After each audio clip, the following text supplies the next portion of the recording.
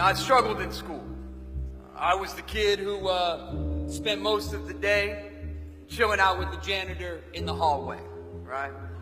I was the kid in middle school who had such a hard time keeping his mouth shut that I grew up on a first-name basis with Shirley, the receptionist, in the principal's office. And I was the kid in high school who had such a hard time learning to read that I spent most of my high school days hiding in the bathroom to escape reading out loud with tears streaming down my face. I was diagnosed with dyslexia, or a language-based learning disability, in 4th grade. I was diagnosed with ADD, or attention deficit hyperactivity disorder, in 5th grade. And I dropped out of school for a year in 6th grade. I was a kid who believed that because I was different, I was deficient. That I was the stupid, crazy, and lazy kid. And you can imagine by the time I re-enrolled in high school, there were a lot of low expectations that surrounded me. I was told by my dad that I would probably be a high school dropout. And I was told by a teacher, unfortunately, that I would most likely end up in jail or incarcerated. But you know what? I beat those odds. Transcended those low expectations. I want to spend my time with you talking about what are the things, investments, commitments that help young folks like me beat those low expectations and prove them wrong. And in my life, it was really 3 things. I'm here today because of multiple teachers, but I want to tell you about one of them. A guy named Father Young. Met Father Young at a tipping point in my life where I could have went left, but I went right. First college before Brown, Marymount University. Went there on soccer scholarship. Thought I was a dumb jock. Couldn't be anything but that. And on the first day on campus, the soccer coach made us go around to the different departments and listen to the presentations. And I went around and I didn't listen to anything until I got to the English department. And the chair of the department, Father Young, was up there talking about literature and learning like his head was on fire. And I was moved. So I went up to him afterwards and I said, Father Young, you moved me. I think I might want to be an English major here at LMU, but I don't know if I can do it. I don't read well, I don't write well, I don't spell well.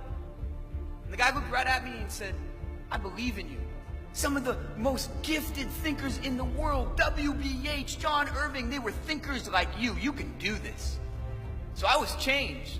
That moment, I walked across campus to the other side, to the dean of academic enrollment. I walked into that guy's office, and I said, I'm going to study me some English literature here at LMU, right?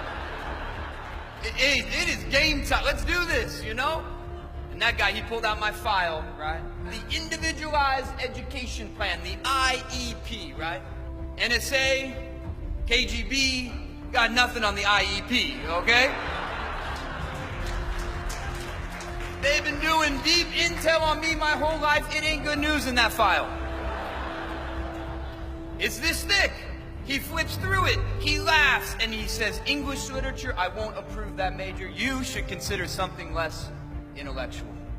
So I was deflated like a balloon. Back to the kid in the hallway. Walked back across campus to Father Young and said, not going to be an English major.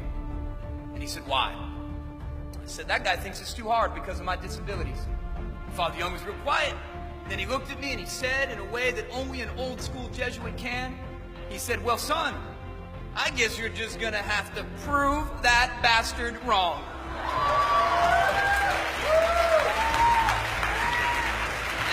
And the next day I enrolled in 4 English literature classes. And that guy who told me I should consider something less intellectual, let's just say that he has an autographed copy of both of my books on his desk right now, right? I was a kid who believed that because I was different, I was deficient. That I was the stupid, crazy, and lazy kid. But I've come to believe to my core that these things that we have labeled to be deficiencies or disorders aren't that. They are differences in the truest sense of the word. And the thing that really disables individuals is the way that those differences are treated by others.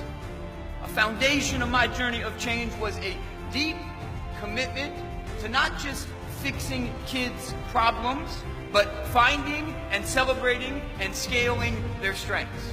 And if you listen to any journey of change by somebody like me who grew up in the hallway, it's all about finding that thing that they are good at. I want to spend my time celebrating the potential of those kids who learn and live differently. Every single human being has a strength, talent, or interest that you can find and you can build a life on. Find your strengths and compensate for your weaknesses.